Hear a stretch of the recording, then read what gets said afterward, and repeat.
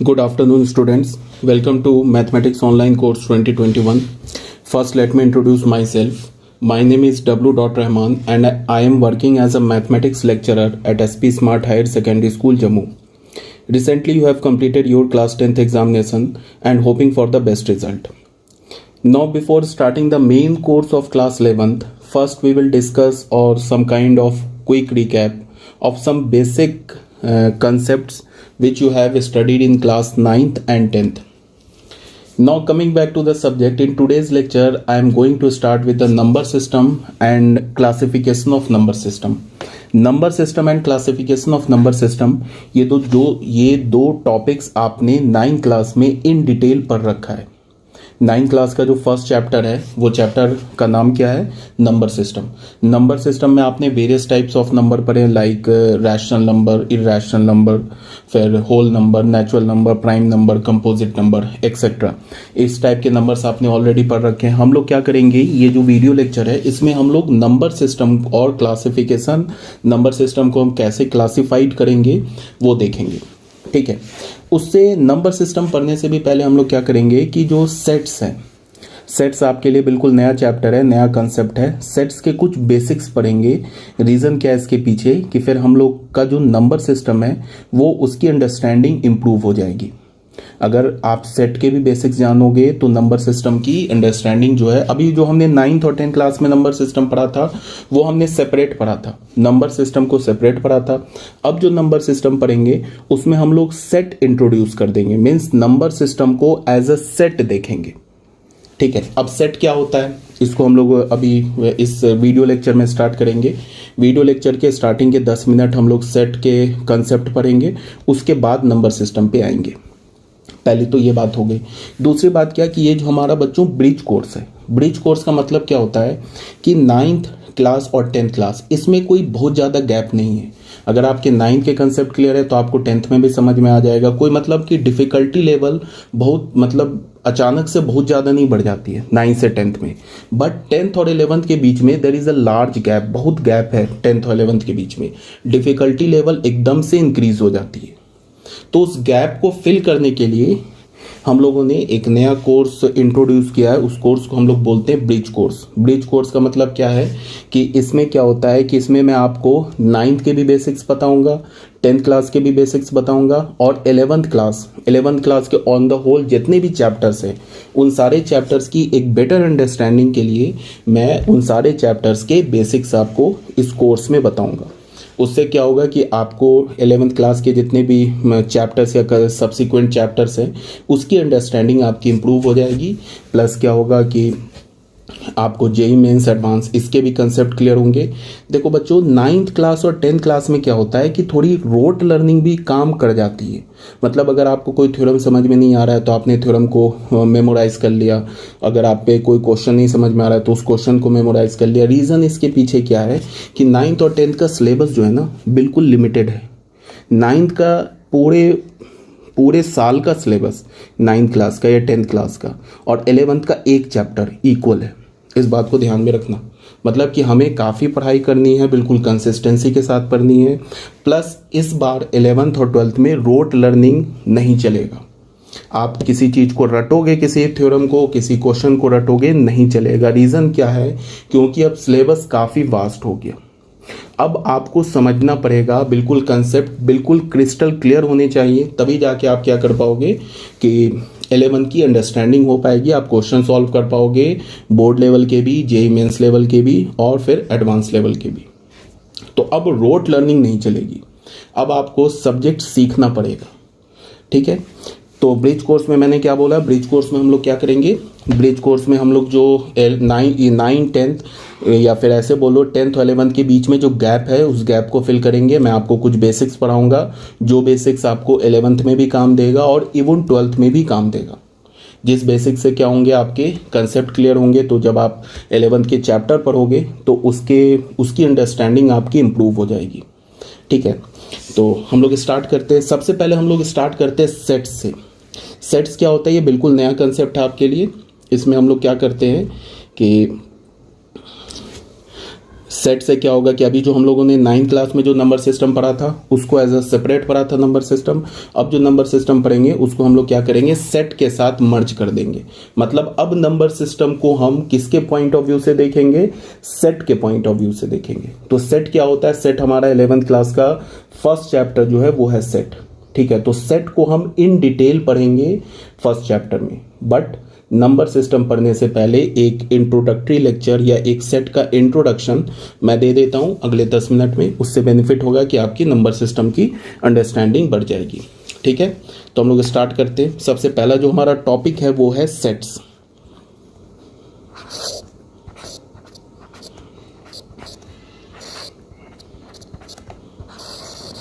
Sets किसे बोलते हैं, सेट का डेफिनेशन क्या है,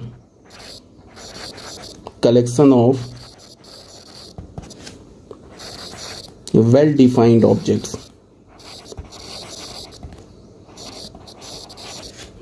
well defined objects is called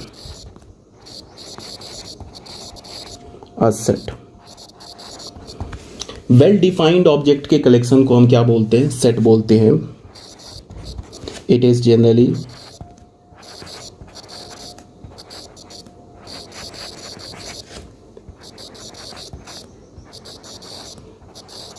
represented by capital letter।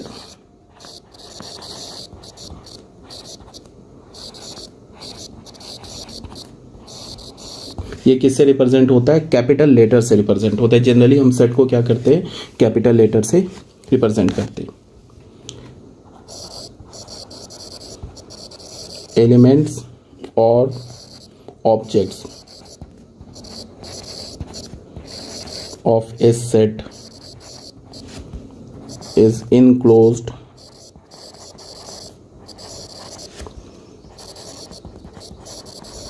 within braces and separated by commas। Set में क्या होता है कि सेट के जो एलिमेंट्स होते हैं, जो ऑब्जेक्ट्स होते हैं, उसको हम लोग क्या करते हैं, इनक्लोज करते हैं ब्रेसेस से। ब्रेसेस का मतलब मोर देन वन ब्रैकेट से, और सेपरेट करते हैं कॉमा से। कहने का क्या मतलब है वो तुम अब देखो।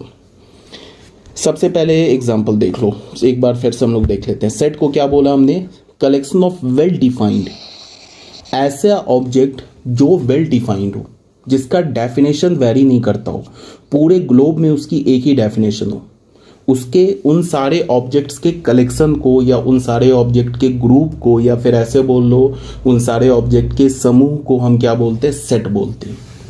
ठीक है, ये इंपॉर्टेंट है। ये जो वेल डिफाइंड है, इट इज़ इंपॉर्टेंट। मतलब कि जो ऑब्जेक्ट होगा, जिस ऑब्जेक्ट का हम ग्रुप बनाएंगे या फिर जिस ऑब्जेक्ट को हम कलेक्ट करेंगे, वो ऑब्जेक्ट वेल डिफाइंड होना चाहिए।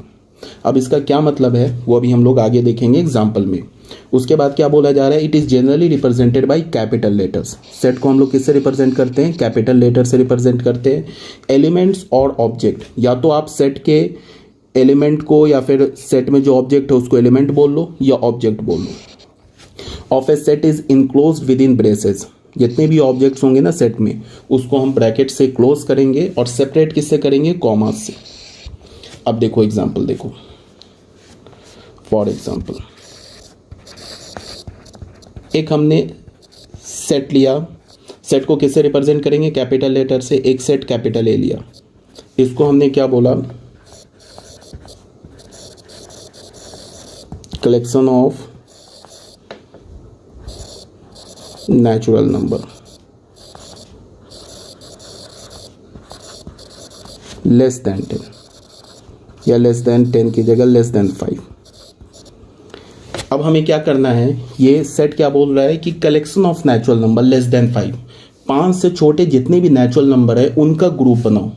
तो क्या ये सेट है, बिल्कुल ये सेट है। क्यों, बिकॉज यहाँ पे जो वर्ड इंट्रोड्यूस हुआ है नेचुरल नंबर, तो नेचुरल नंबर हमें पता है, ऑलरेडी पता है कि नेचुरल नंबर किसे बोलते हैं, natural number is well defined. Natural number हमारा क्या है, वेल डिफाइंड है। इसका ये मतलब है कि अगर हम 5 से छोटे जितने भी नेचुरल नंबर है उसको कलेक्ट करें तो वो हमारा एक सेट हो जाएगा, because natural number is well defined. ये तो हमने ऐसे बोल दिया। अब ये जो हमने लिखा है ना, ये तो हमने लैंग्वेज में लिखा है, यहाँ पे जो लिखा है ये लैंग्वेज में लिखा है, बट मैथमेटिक्स में क्या करते हैं हम लोग, लैंग्वेज का कोई इंपॉर्टेंस नहीं है, इसको हम लोग नोटेशन में लिखेंगे। तो नोटेशन में कैसे लिखेंगे, इसके लिए हमने क्या किया, ऐसे लिखा, उसके बाद एक ब्रैकेट बनाया, ठीक है। क्या बोल रहा है, collection of natural number less than 5, 5 से छोटे कितने नेचुरल नंबर है, 1, पहला नेचुरल नंबर है 1, उसके बाद है कॉमा, फिर 2, फिर कॉमा लगाया, फिर 3, फिर कॉमा लगाया, फिर 4, बस यही है ना 5 से, ये हमारा सेट बन गया। सेट को मैंने क्या बोला कि ये जो दो ब्रेसेस है, इस ब्रेसेस और इस ब्रेसेस से क्या करेंगे, इनक्लोज करेंगे, और ये जो 1 है, 2 है, 3 है, 4 है, ये क्या है, सेट का ऑब्जेक्ट है या सेट का एलिमेंट है। इसे हम ऑब्जेक्ट भी बोल सकते हैं, ये 1 हमारा सेट का ऑब्जेक्ट है या एलिमेंट है, 2 भी को भी हम ऑब्जेक्ट बोल सकते हैं या एलिमेंट बोल सकते हैं, ये 3 सेम लाइन पे 3 भी ऑब्जेक्ट है, 4 भी ऑब्जेक्ट है या एलिमेंट है। और मैं 2 आपको नोटेशन बताता हूँ, इसे हम क्या बोलते हैं, ऐसे करके लिखते हैं, इसे हम बोलते हैं, रीड क्या करते हैं, इसे हम रीड करते हैं बिलोंग्स टू, क्या बोलते हैं, बिलोंग्स टू, ठीक है। और ऐसे लिखने के बाद और ऐसे कट कर दिया तो इसको हम क्या बोलते हैं, डज नॉट बिलोंग्स टू,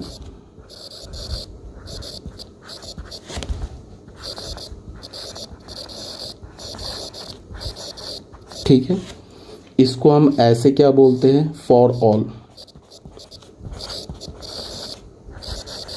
ठीक है। अब यहाँ पे क्या है, इसको हम ऐसे बोल सकते हैं, 1 is the element of set A, तो ऐसे हमने बोला 1 is the element of set ए बोलो या ए बोलो, ऐसे लिखने का मतलब ये किसे रिप्रेजेंट कर रहा है, सेट को। ये तो हम एक तो ऐसे बोल सकते हैं, ठीक है, या फिर इसी को सेम लाइन को हम इसमें अगर नोटेशन के फॉर्म में लिखें तो इसको हम क्या बोल सकते हैं, इसको हम ऐसे बोल सकते हैं कि 1 और यहाँ पे लगा दिया ऐसे, ये क्या रीड करेगा, बिलोंग्स टू ए। देखो ये इतने बड़े लैंग्वेज को हमने मैथमेटिक्स के फॉर्म में एक सिंपल नोटेशन में लिख दिया। सेम लाइन पे क्या है हमारा 2, ऐसे हम बोल सकते हैं 2 इज द एलिमेंट, या 2 बिलोंग्स टू सेट ए, ऐसे भी बोल लो, 2 बिलोंग्स टू सेट ए, ऐसे भी लिख सकते हो, ठीक है। तो इसको मैथमेटिक्स के लैंग्वेज में क्या लिखेंगे, 2, ये क्या होता है, बिलोंग्स टू, इसको बिलोंग्स टू भी बोल सकते हो या एलिमेंट्स टू भी बोल सकते हो, टू सेट ए, ऐसे लिख लिया। मतलब ये जो हमारा है ना, इसे बिलोंग्स टू भी बोल सकते हो या बोल सकते हो element of, 2 is the element of set ए, ऐसे भी लिख सकते हो। सेम लाइन पे अगर मैं बोलूं 5 does not belongs, does not belongs to A, 5 तो सेट ए का एलिमेंट नहीं है, तो इसको हम कैसे लिखेंगे, 5 बिलोंग नहीं कर रहा है सेट ए का। देख लो कहीं इसमें तो 5 नहीं दिख रहा है तुम्हें, तो 5 does not belongs to set A. Same line पे अगर मैं बोलूं 9 does not belongs to A, set A, तो इसको हम कैसे लिखेंगे, 9 does not belongs to A, ठीक है। समझ में आ गई होगी बात। अब एक ये फर्स्ट एग्जांपल था, अब आ जाओ बच्चों सेकंड एग्जांपल में। अगर मैंने एक सेट बी लिया, इसको मैंने बोला collection of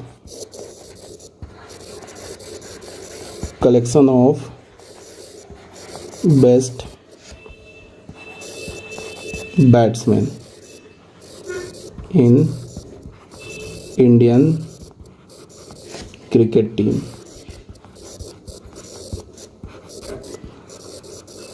Indian cricket team के जो जितने बेस्ट बैट्समैन हैं उनका कलेक्शन, तो क्या ये सेट होगा, एक मिनट के लिए सोचो, सेट नहीं होगा। क्यों, बिकॉज ये जो बेस्ट वर्ड है ना, यहाँ पे ये जो बेस्ट वर्ड है ये डिफाइन नहीं है, ये पर्सन टू पर्सन वेरी करेगा। हो सके किसी के लिए सचिन बेस्ट हो सके किसी के लिए धोनी बेस्ट हो सके किसी के लिए एक्स बैट्समैन बेस्ट हो, किसी के लिए वाई बैट्समैन बेस्ट हो।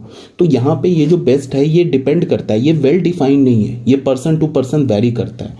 तो ये जो बी है it is not a set, तो हम क्या बोलेंगे, B is not a set. B जो हमारा वो क्या है, सेट नहीं है, B is not a set because best is not defined. Best जो हमारा डिफाइंड नहीं है तो बी जो हमारा सेट नहीं है, इसको याद रखना। जो बेस्ट है ना इट इज नॉट डिफाइंड, तो बी हमारा सेट नहीं है। मैं अगर एक सी सेट लूं, इसको मैं बोलूं कलेक्शन ऑफ प्राइम नंबर्स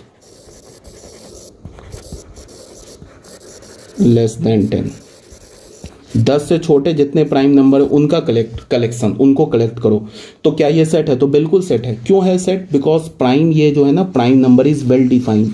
हमें पता है कि प्राइम नंबर जो होता है ये डिफाइंड होता है, इसमें कोई एम्बिग्यूटी नहीं है। प्राइम नंबर आई होप आपको पता होगा, prime number is a number which has exactly 2 factor, 1 and the number itself. तो ये हमारा एक सेट है। अब ये क्या बोल रहा है कि उन सारे प्राइम नंबर का सेट बनाओ जो 10 से छोटा है, जो 10 से छोटा है। तो कौन कौन से प्राइम नंबर है? सबसे छोटा प्राइम नंबर 2, 3, 5, 7, 8 प्राइम नंबर नहीं है, 9 प्राइम नंबर नहीं है। तो ये सेट हो गया, इसको हमने क्या बोल दिया? सी सेट। अब यहाँ पे क्या होगा, इसको हम क्या लिख सकते हैं? 2 belongs to set C, 3 belongs to set C, 5 belongs to set C, 7 belongs to set C, 9 does not belongs to set C, ठीक है, 15 does not belongs to set C। ये आगे बात समझ में? एक फोर्थ मैं सेट लेता हूँ, डी सेट ले लिया, collection of even natural number,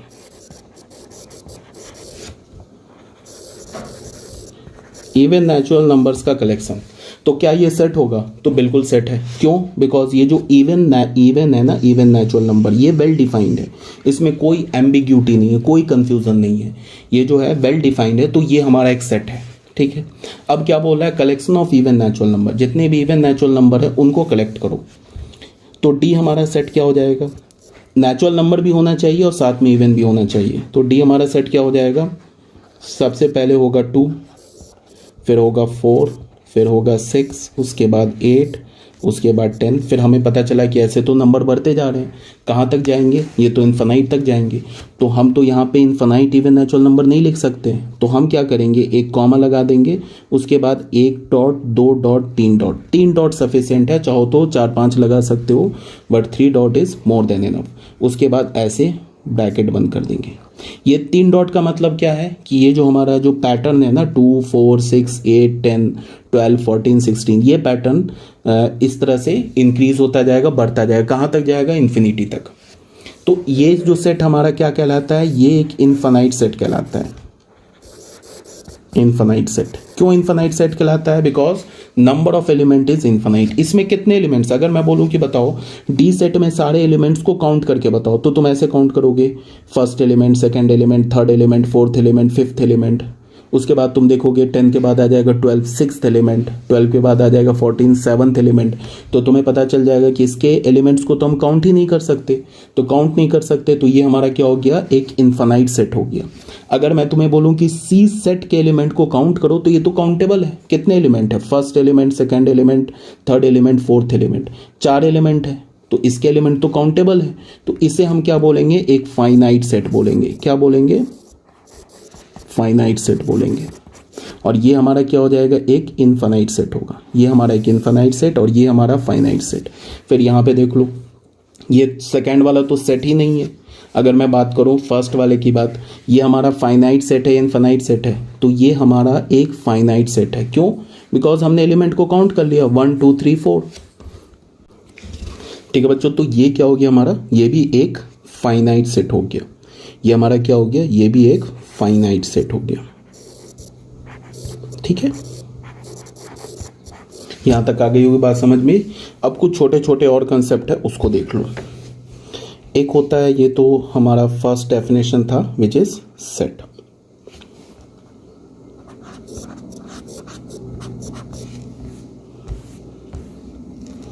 second में क्या है? यूनियन एंड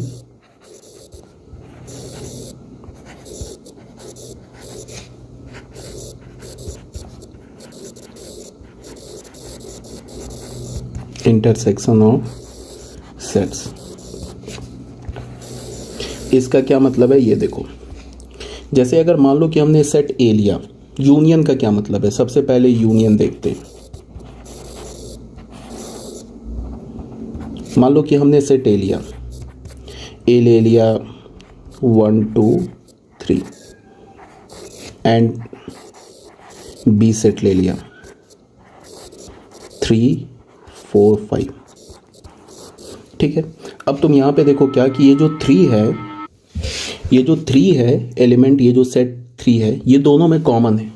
ठीक है, तो एक हमारे पास सिंबल क्या होता है, A union B. A union B, इसको हम क्या रीड करते हैं, A union B. A union B का क्या मतलब है कि ए के सेट को, ए सेट के सारे एलिमेंट को लिख दो, बी सेट के भी सारे एलिमेंट को लिख दो, और जो कॉमन एलिमेंट है वो भी लिख दो। एक तो ये बात हो गई। दूसरी बात क्या कि सेट में, सेट के जो एलिमेंट्स होते हैं ना, उसमें रिपीटेशन अलाउड नहीं है। मतलब कि हम ऐसे नहीं लिखेंगे 1 2 3, ये तो सेट ए का एलिमेंट लिख दिया, फिर सेट बी का एलिमेंट क्या है 3 4 5, तो 3 4 5 हम ऐसे नहीं लिखेंगे, बिकॉज हमने 3 एलिमेंट को दो बार लिख दिया। ऐसे नहीं करेंगे। सेट में जो एलिमेंट्स हम लिखते हैं ना, उसमें रिपीटेशन अलाउड नहीं होता है। ठीक है, तो फिर हम लिखेंगे कैसे, जो कॉमन एलिमेंट हो उसको सिर्फ एक बार लिखेंगे। कॉमन एलिमेंट को कैसे लिखेंगे, सिर्फ एक बार। क्या मतलब है इसको देखो,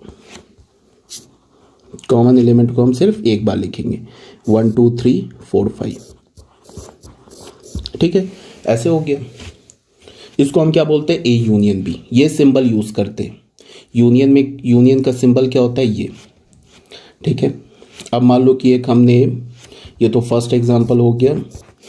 सेकंड एग्जांपल क्या होता है, मान लो कि एक सेट हमने ए ले लिया, इसको हमने ले लिया 1 3 5 7, 3 डॉट दिया। इसका क्या मतलब है कि ये जो सेट है ये ऑड नेचुरल नंबर का सेट है। 3 डॉट का मतलब क्या होगा, 7 के बाद क्या आएगा 9, सेम पैटर्न फॉलो करोगे, 9 के बाद 11 13 15। ठीक है, तो ये क्या हमारा सेट ऑफ, इसे हम क्या बोलेंगे, set of odd natural numbers. Odd natural numbers, odd natural numbers का सेट। एक बी हमने ले लिया, मान लो इसको हमने ले लिया 2 4 6 8। ये भी हमारा क्या है, set of odd natural number है। ये क्या हमारा set of even natural numbers,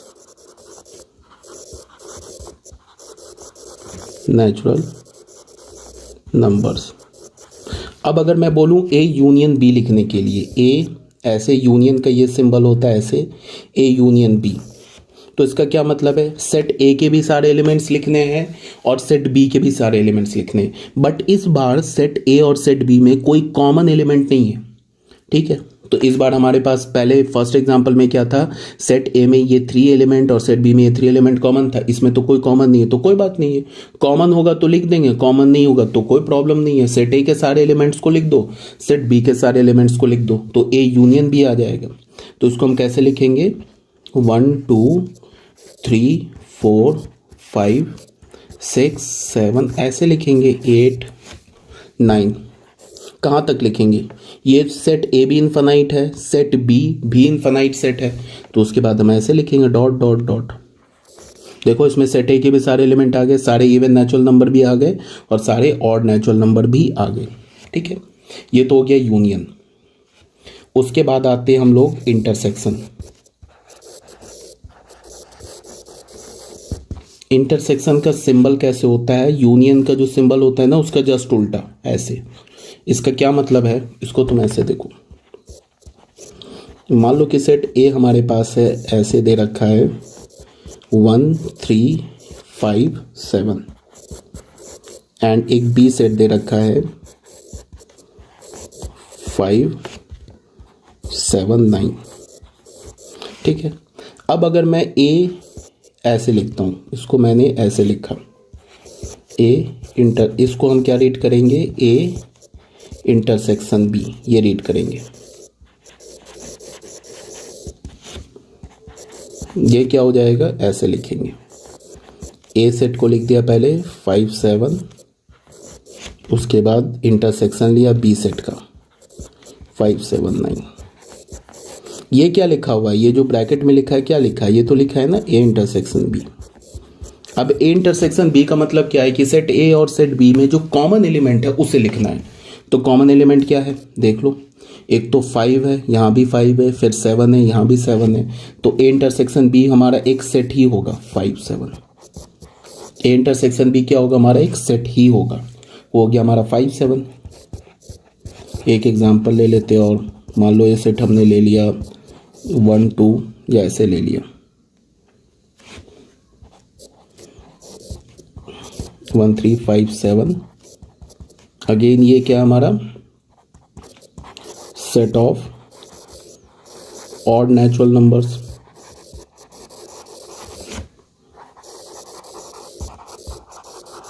एक सेट बी हमने लिया, बी क्या हमारा 2 4 6 8 3 डॉट, ये क्या हमारा सेट ऑफ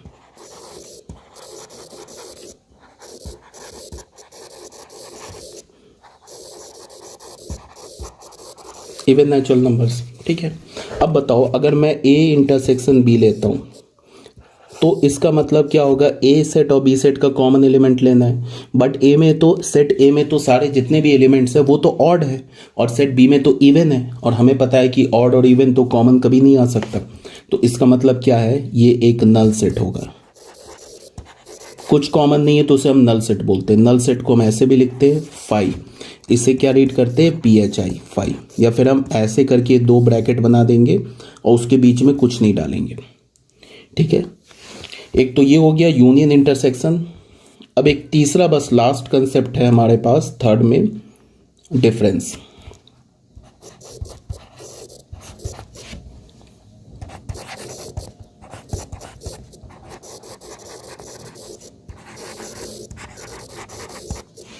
सेट्स का डिफरेंस क्या होता है वो देखते हैं। मान लो कि सेट ए हमारे पास है 1 2 3 5 एंड सेट बी हमारे पास है 3 5 7 9।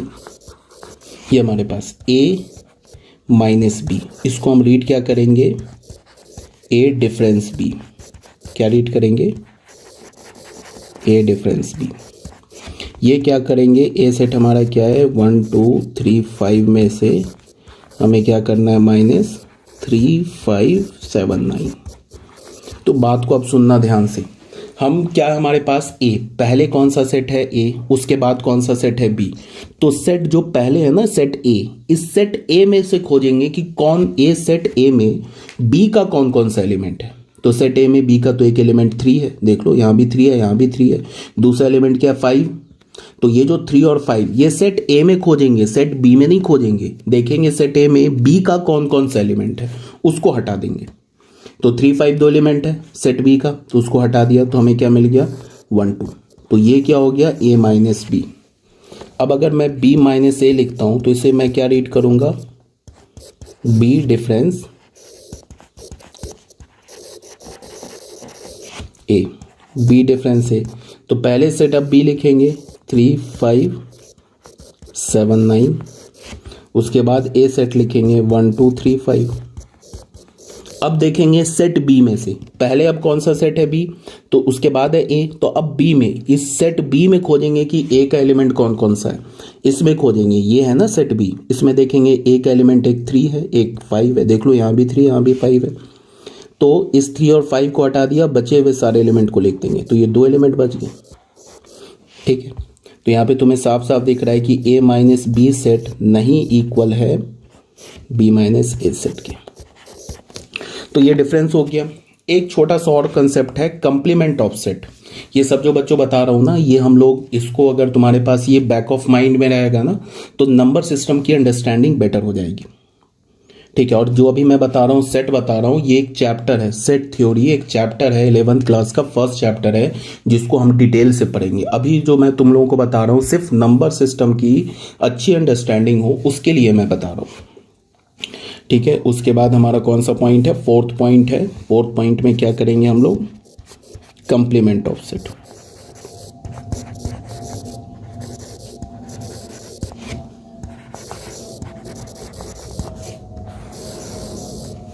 कंप्लीमेंट ऑफ सेट में क्या होता है कि जैसे मैंने अगर ऐसे लिखा, एन किसे रिप्रेजेंट करता है, मान लो ये कैपिटल एन मैंने लिखा, ये किसे रिप्रेजेंट करता है, कैपिटल एन। अभी आगे देखोगे ये सेट ऑफ नेचुरल नंबर को रिप्रेजेंट करता है, मतलब ये 1 2 3 4 इसे रिप्रेजेंट करता है। उसके बाद देखोगे क्यू जो है वो किसे रिप्रेजेंट करता है, Q capital Q, set of rational number को।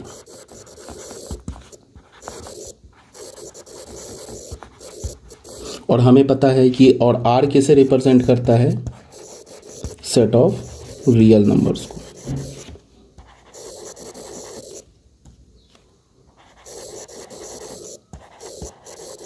ठीक है, अब हमें पता है कि every rational number is a real number. अगर मैंने क्यू कंप्लीमेंट लिखा ऐसे, क्यू पे पावर ऐसे सी डाल दो या क्यू लिख के ऊपर ऐसे डैश डाल दो, इसको हम क्या रीड करेंगे, क्यू कंप्लीमेंट। क्यू कंप्लीमेंट का मतलब क्या होता है, किसी भी सेट का, अगर हम मैथमेटिक्स की बात करें तो मैथमेटिक्स में जो सेट होगा वो ऑब्वियस सी बात है नंबर होंगे। तो किसी भी सेट का अगर तुम कंप्लीमेंट लिख दो, सबसे पहले ये और ये किसे रिप्रेजेंट कर रहा है, ऐसे लिखने का मतलब क्या हो गया, क्यू कंप्लीमेंट। मतलब ये क्यू किसे रिप्रेजेंट कर रहा है, रैशनल नंबर के सेट को। क्यू में सारे रैशनल नंबर आ गए, तो अगर मैंने क्यू कंप्लीमेंट लिखा, इसका मतलब कि रियल नंबर से रैशनल नंबर को हटा दो, रियल नंबर से रैशनल नंबर को हटा दो, मतलब आर माइनस क्यू लो। अब एक बात सोचो, रियल नंबर दो टाइप के होते हैं, रियल नंबर में या तो रैशनल नंबर होता है या तो रैशनल नंबर होता है। तो अगर तुमने रियल नंबर से रैशनल नंबर हटा दिया तो क्या बचेगा, इरैशनल नंबर बचेगा। बिकॉज आगे भी हम लोग देखेंगे नंबर सिस्टम में रियल नंबर में रैशनल नंबर होता है, रैशनल नंबर होता है। तो अगर मैंने रियल नंबर से रैशनल नंबर हटा दिया तो ये क्या बचा, ये क्या हो गया, ये आर माइनस क्यू क्या हो गया, सेट ऑफ इरैशनल नंबर।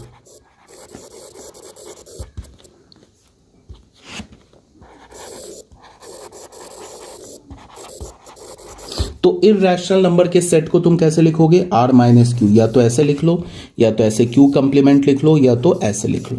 तो अगर मैं ऐसे लिख के तुम्हें बोलूं कि ये क्या है, या अगर मैं ऐसे लिख के दूं ये क्या है, तो उसको तुम बोलोगे आर माइनस क्यू, और ये क्या हो जाएगा हमारा सेट ऑफ इरैशनल नंबर। ये क्या हो जाएगा, इरैशनल नंबर का सेट।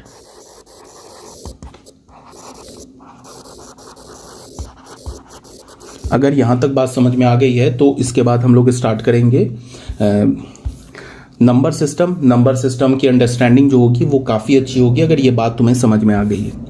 ठीक है, तो नेक्स्ट वीडियो में हम लोग नंबर सिस्टम स्टार्ट करेंगे। मुझे लगा कि 10 मिनट में कंप्लीट हो जाएगा, बट ये आधे घंटे का वीडियो लेक्चर बन गया। बट कोई नहीं, यहाँ तक अगर तुम समझ रहे हो तो अब जो हमारा जो नेक्स्ट वीडियो में हम लोग नंबर सिस्टम स्टार्ट करेंगे उसकी अंडरस्टैंडिंग हमारी बिल्कुल क्रिस्टल क्लियर होगी। पहली बात। दूसरी बात क्या है कि जो भी मैंने अभी बताया ये एक शॉर्ट ओवरव्यू दिया है मैंने सेट का। ठीक है, सेट चैप्टर हमें पूरा पढ़ना है 11th क्लास में, एक चैप्टर ही है सेट जिसको हम लोग काफ़ी डिटेल से पढ़ेंगे। ये शॉर्ट ओवरव्यू था सेट का, किसके लिए था, नंबर सिस्टम के अच्छी अंडरस्टैंडिंग के लिए। तो नेक्स्ट वीडियो में हम लोग मिलते हैं नंबर सिस्टम में, नंबर सिस्टम करेंगे नेक्स्ट वीडियो में। ओके।